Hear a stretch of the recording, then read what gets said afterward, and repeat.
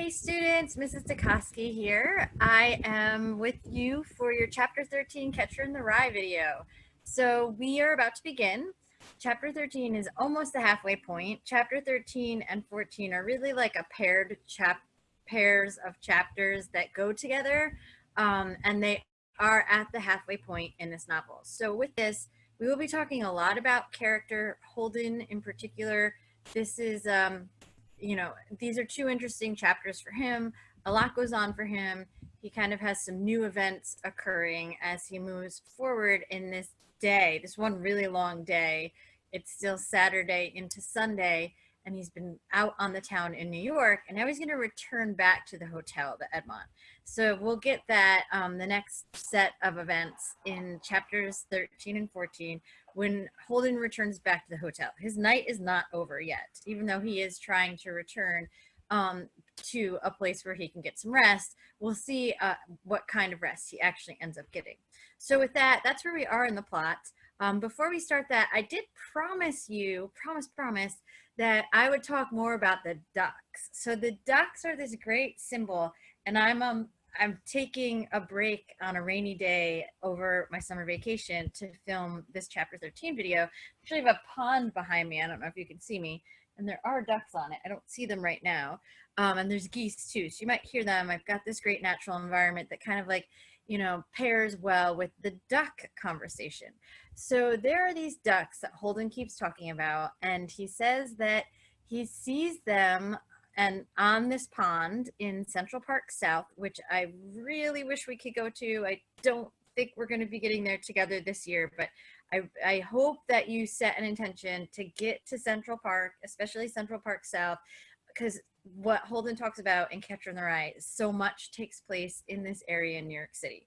So even his fictional home where his parents live is near this area of Central Park. He and his siblings, he talks about how they played there. So the park is a big, part of our setting. So please, please, please, if you've never been to Central Park, especially Central Park South, set an intention to get there and do a little Catcher in the Rye celebration of your own. But so in the corner of Central Park South, it's kind of by the Plaza Hotel, if you know your, geography, there's this lagoon, and it's there's this beautiful bridge. It's a stone bridge called Gapstone Bridge, and you can't miss it if you're there. It's they'll be surrounded with people, and there's these ducks on the pond, and that's what Holden's talking about. He likes to sit and wonder where these ducks go in the winter, and that comes up again and again. He asks the cab drivers about it. He'll go sit at the lagoon later on in the story, but we need to talk about it. So in order to talk about it, I figured our be now for the day could be this nice little virtual field trip where we get to experience Central Park South and the lagoon with the ducks. So I found one on YouTube. I'm going to share it with you, and that will be our be now. So again, our be now is just us setting an intention together to kind of do something collectively so that we are focused. We're focusing on the same content, on the same subject, something that like kind of brings us all together. And we've done a lot of physical, we've done some meditations, we've done some breathing. This time we're going to focus on a place. So we'll focus on this place together. We'll watch a little video, and then we'll start our chapter 13 Catcher in the Rye lesson.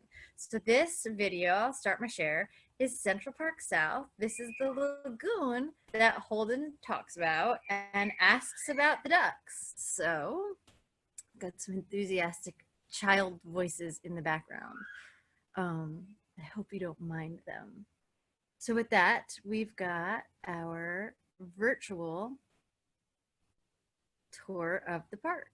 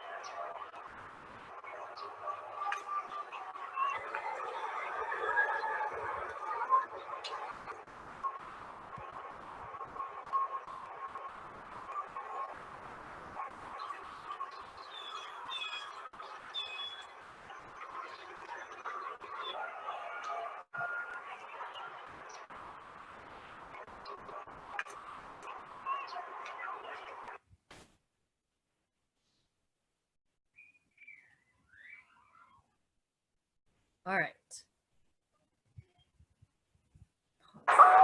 This is the same area. The ducks, they're so famous. So little did you know how famous these ducks were in Central Park South. And J.D. Salinger really makes them famous by using them as a symbol throughout Catcher. So those were the ducks. That was Central Park South, the lagoon that Holden keeps talking about. I hope you enjoyed it. I hope you get to go there at some point in time. And let's just quickly, what does it mean? Why are we wondering where ducks go in the winter? And does that even matter? Who would want to talk about this?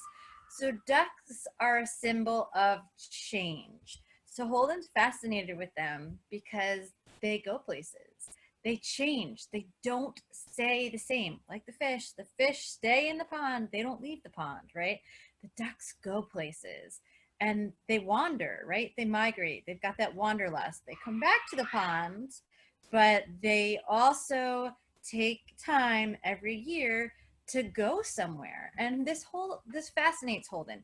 And it parallels his life because he's in this stage of transition from childhood to adulthood. It's that coming of age theme where he's like leaving his childhood and he's becoming an adult. He's not quite there. And there are times in your life where you are at these in-between stages, and Holden's really feeling that. And so we talk about whether or not Holden's a dynamic character. And that's sort of a loaded question because there are things about Holden that will remain constant and static, right?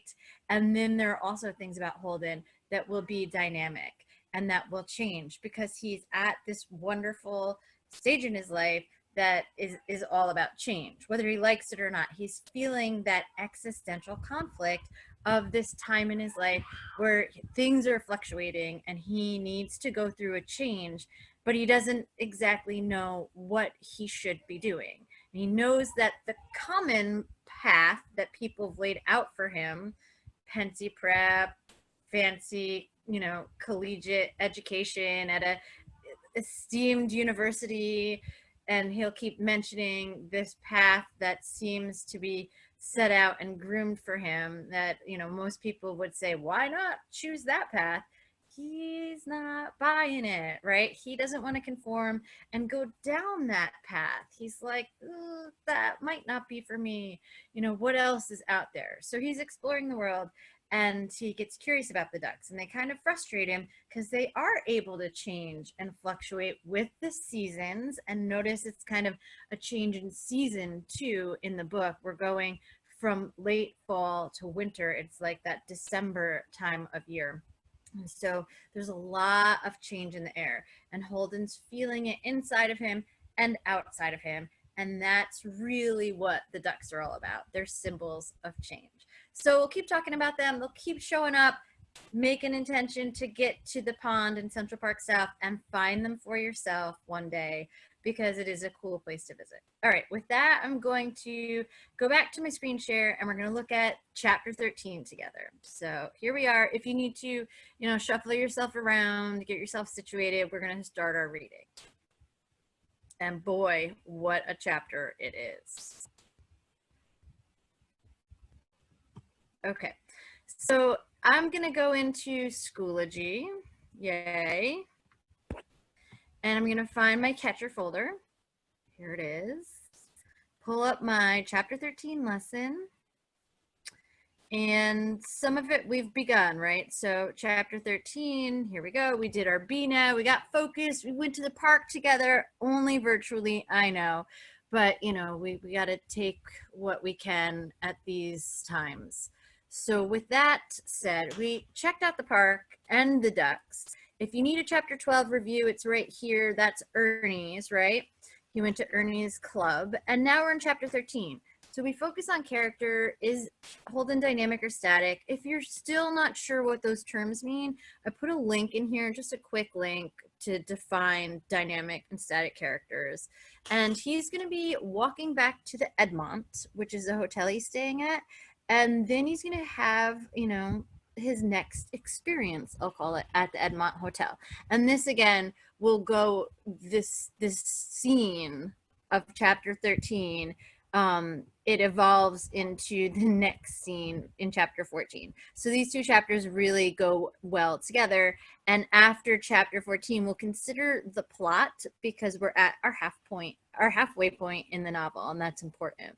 Right. So with that, be on the lookout for chapter 13-14 character assignment. We're going to dig into this dynamic or static character. And I see I have a little error here. Oh, look at that. I love fixing things, right? And edits are always, we can never edit too much, right? Always a work in progress, just like life. All right, so with that, let's get into chapter 13. So I'm going to go into my PDF, which you guys have on Schoology. I also posted these in the first couple of videos, the YouTube videos. If you just Google up Catcher in the Rye PDF, you should find it pretty easily. And then just, put in page 47 at the top. It's going to get you to chapter 13. You'll see it at the bottom of 47 with that 13 there. All right, so here we go. Get ourselves ready. I'm just going to put my headset on and we'll jump right in. So, chapter 13. I walked all the way back to the hotel. 41 gorgeous blocks. I didn't do it because I felt like walking or anything. Let me see. Get you all paired up. Excuse me for my technical moment here.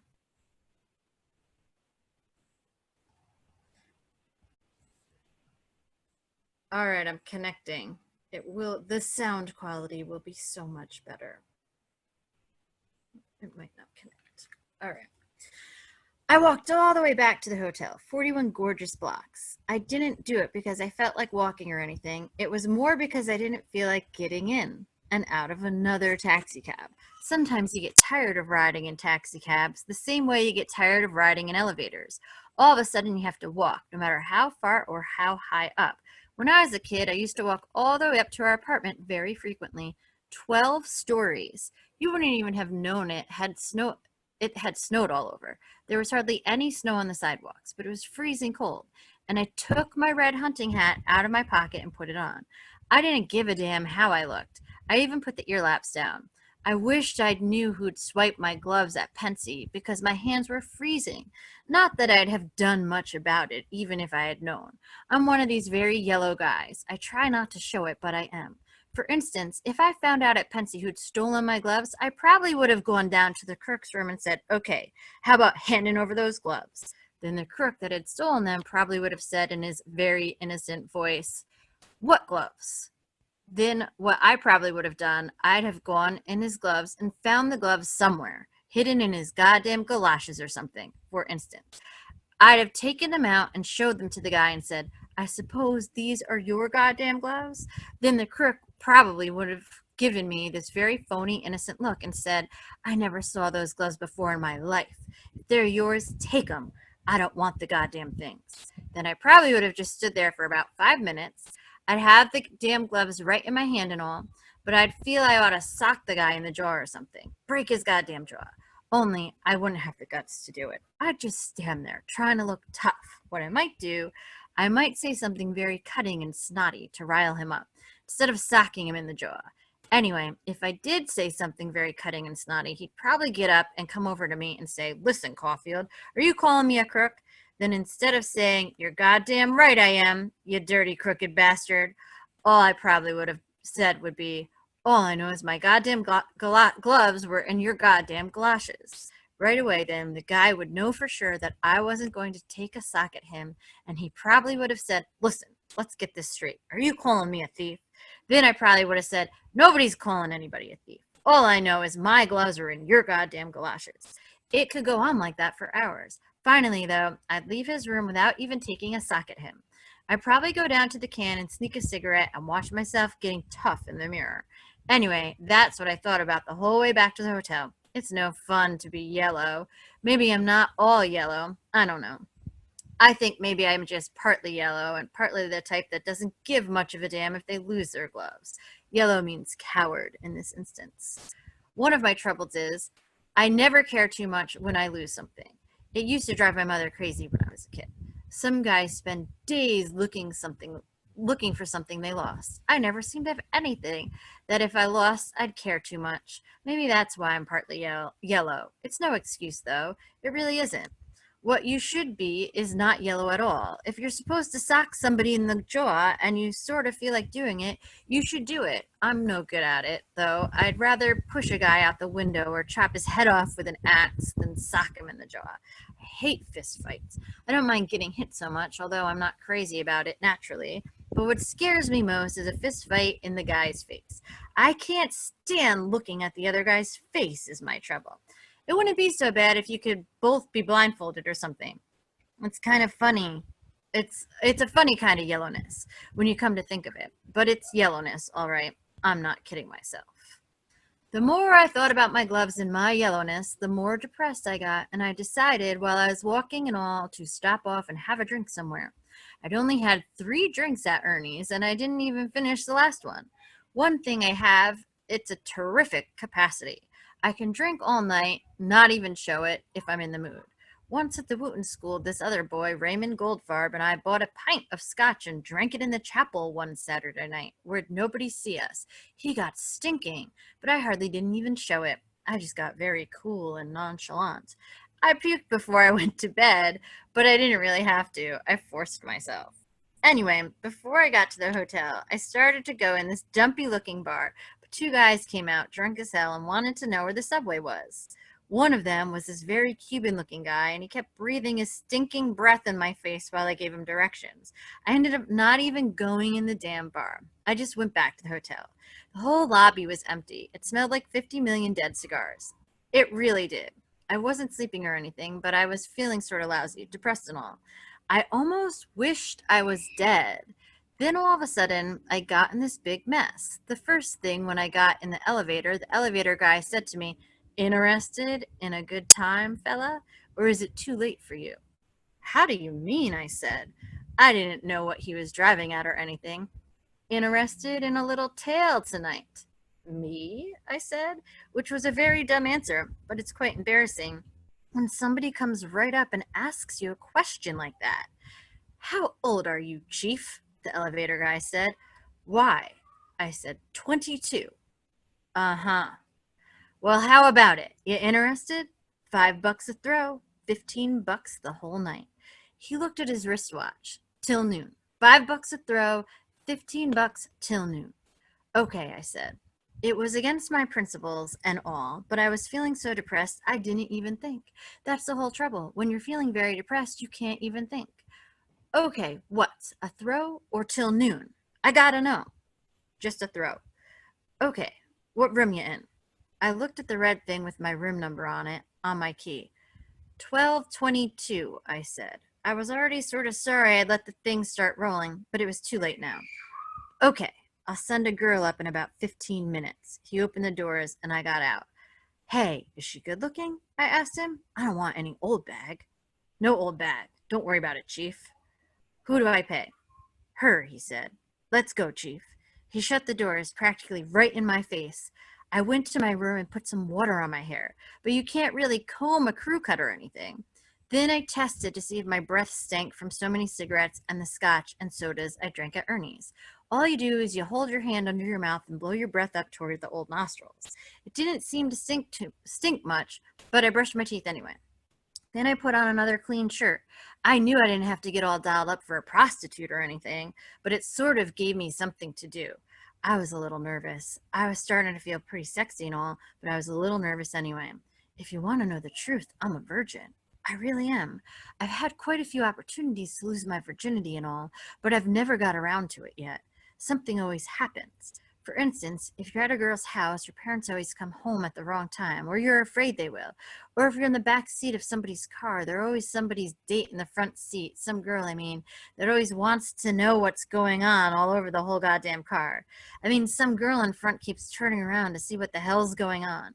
Anyway, something always happens. I came quite close to doing it a couple of times, though. One time in particular I remember. Something went wrong, though. I don't even remember what anymore. The thing is, most of the time when you're coming pretty close to doing it with a girl that isn't a prostitute or anything, I mean, she keeps telling you to stop. The trouble is, with me, I stop. Most guys don't. I can't help it. You never know whether they really want you to stop or whether they're just scared as hell, or whether they're just telling you to stop so that if you do go through with it, the blame will be on you, not them. Anyway, I keep stopping. The trouble is, I get to feeling sorry for them. I mean, most girls are so dumb and all. After you neck with them for a while, you can really watch them lose their brains. You can take a girl when she really gets passionate, she just hasn't any brains. I don't know. They'll tell me to stop, so I stop. I always wish I had it after I'd take them home, but I keep doing it anyway. Anyway, while I was putting on another clean shirt, I sort of figured this was my big chance in a way. I figured if she was a prostitute and all, I could get in some practice on her in case I ever get married or anything. I worry about this stuff sometimes. I read this book once at the Wooten School that had this very sophisticated, suave, sexy guy in it. Monsieur Blanchard was his name. I can still remember. It was a lousy book. But this Blanchard guy was pretty good. He had this big chateau and all on the Riviera in Europe, and all he did in his spare time was beat women off with a club. He was a real rake and all, but he knocked women out. He said in this one part that a woman's body is like a violin and all, and that it takes a terrific musician to play it right. It was a very corny book, I realized that, but couldn't get that violin stuff out of my mind. In a way, that's why I sort of wanted to get some practice in case I ever get married. Caulfield and his magic violin. Boy, it's corny, I realize, but it isn't too corny. I wouldn't mind being pretty good at that stuff. Half the time, if you really want to know the truth, when I'm horsing around with a girl, I have a hell of a time, a hell of a trouble just finding what I'm looking for God's sake, if you know what I mean. Take this girl that I just missed having sexual intercourse with that I told you about. It took me about an hour to just get her goddamn brassiere off. By the time I did get it off, she was about ready to spit in my eye.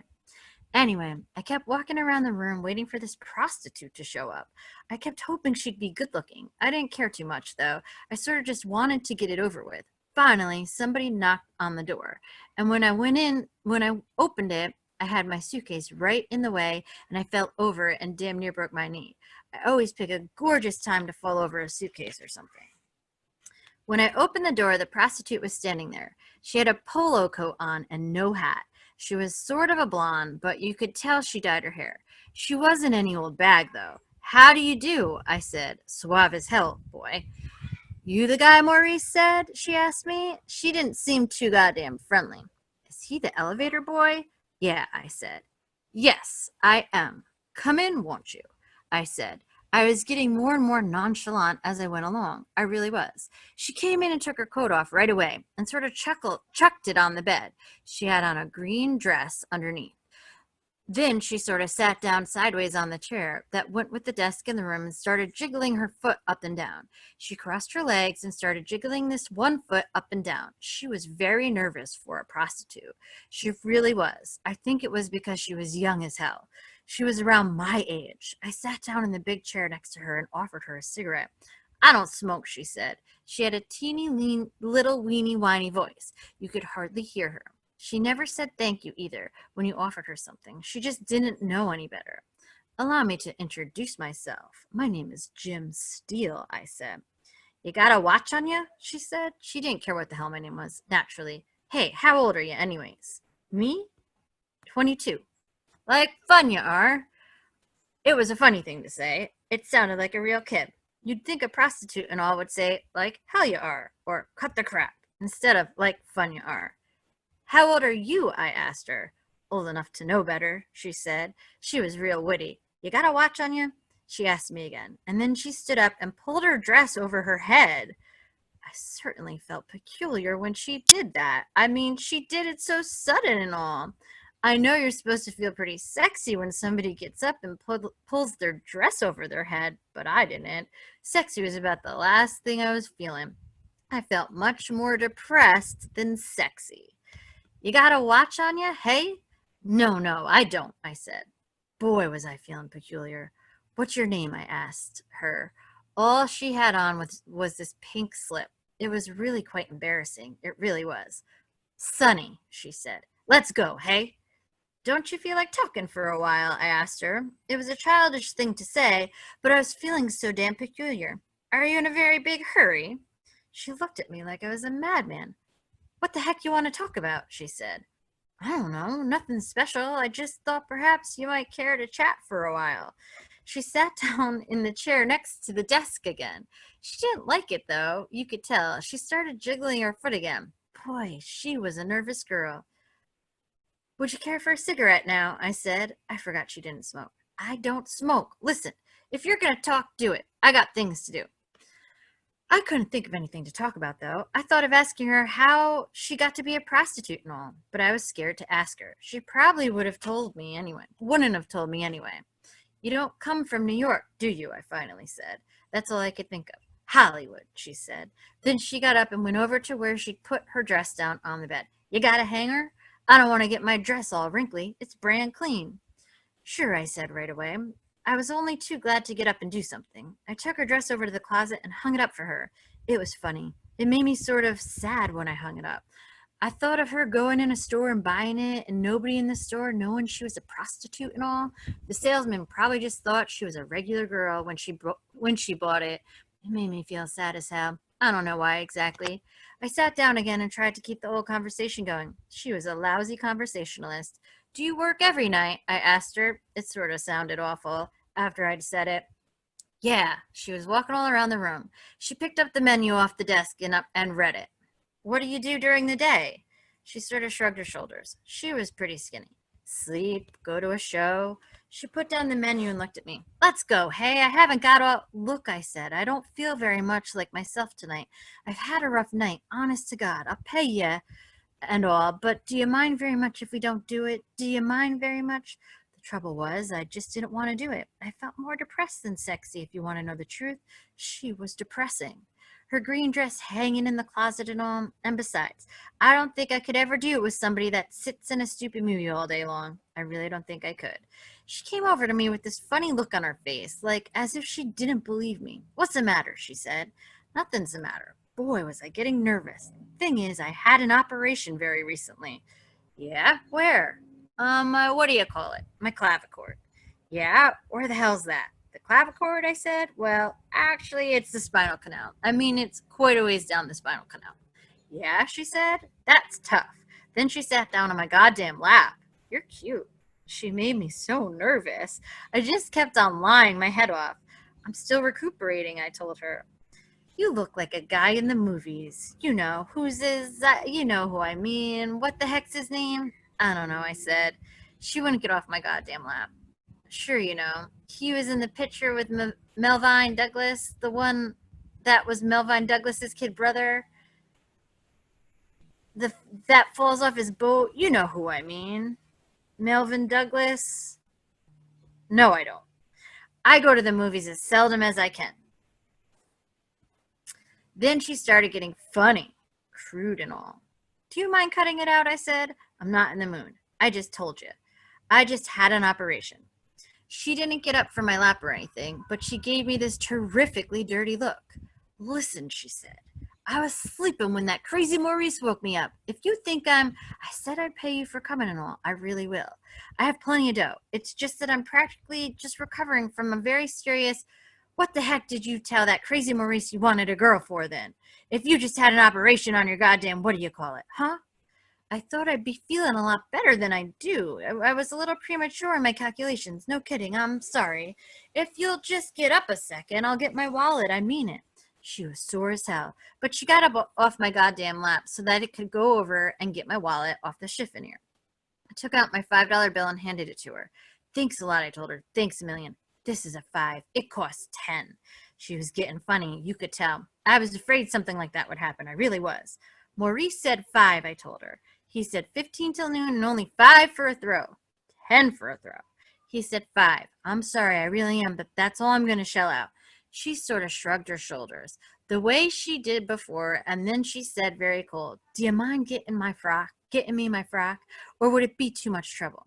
She was a pretty spooky kid. Even with that little bitty voice she had, she could sort of scare you a little bit. If she had been a big old prostitute with a lot of makeup on her face and all, she wouldn't have been half as spooky. I went and got her dressed for her. She put it on and all, and then she picked up her polo coat off the bed. So long, Crumbum, she said. So long, I said. I didn't thank her or anything. I'm glad I didn't. End of chapter. All right. So then, is that what you expected? Chapter 13. Holden meets a prostitute. He meets her. That's what I'll call it. So he goes back to the Edmont, right? And the elevator man is also a pimp. Go figure. And he asks Holden if he's interested in a little tale tonight. And Holden is like, what? Is he talking to me? And then, long story short, he ends up getting this girl sent to his room. And this is a great chapter, I think, to analyze Holden's character in this scene with the prostitute and the pimp, right? So this 16-year-old kid, he gets a prostitute sent to his room. The prostitute is eerily close in age to himself, which he says is spooky. It's spooky for him to see someone his own age in the position that she's in, and Holden, he's in a position to have sex for the first time. He tells us that he's a virgin, and instead of feeling sexy, he says, I'm feeling really depressed, that this situation is making me more depressed. So I like that Holden is honoring his true feelings in this scene, and I give him a lot of credit for that. And he'll take heat out there. I've heard other, comments in videos and criticisms about Holden being the only character to turn down a prostitute. But that really shows us that he's being true to himself, right? He has these moral principles, and he also understands that he is not feeling sexy. So something inside of him is feeling a little bit off. And having sex with a prostitute he knows that that's not going to help him. And that's really where we're going to start analyzing Holden internally a little bit more, and his deeper conflicts. So we'll do that in the next chapter, because the next chapter is a continuation. This scene isn't over. So Sunny leaves for a moment, but we're going to have, to be continued in chapter 14. But yeah, so I'm going to leave you in this chapter with thinking about Holden's choices. So Holden has made a couple choices. He's made the choice to have a prostitute come up to his room on one hand, right? This is like these two sides of Holden Caulfield, and he is that very human character. He's got a dark side and he's got a light side, and they're struggling, right? They're in conflict. So he says, yes, send the prostitute up. She gets there, and Holden's like, I take it back. I take it back. This is not what I want. And so with that, I'll kind of leave that with you, and contemplating that about our human nature, that sometimes, we'll think we want something and we don't, and we have this moral compass inside of us that kind of shifts and shapes and presents us with situations where we do need to make some serious choices.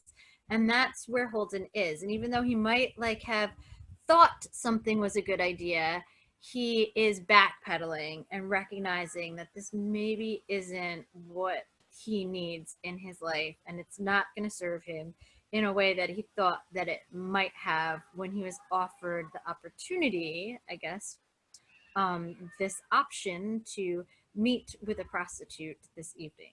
So with that, we will talk more. Big scene with Holden meeting this prostitute named Sunny, really famous scene in the book, and it will be to be continued in chapter 14. So with that, be well, and stay tuned. Bye.